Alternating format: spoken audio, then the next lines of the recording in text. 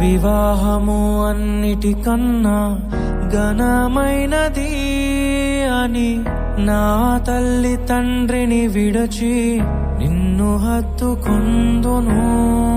క్రీస్తు యేసు సంగమునకు శిరస్సైయుండులాగున నేను నా భార్యకు శిరస్సుగా ఉండెదను. నా ప్రియ సతీవే నాలో భాగస్వామివై యేసును వెంబడించు సహవాసివై అంతము వరకు నీకు తోడయుండి క్రీస్తుని నీడలో ఫలించెదము.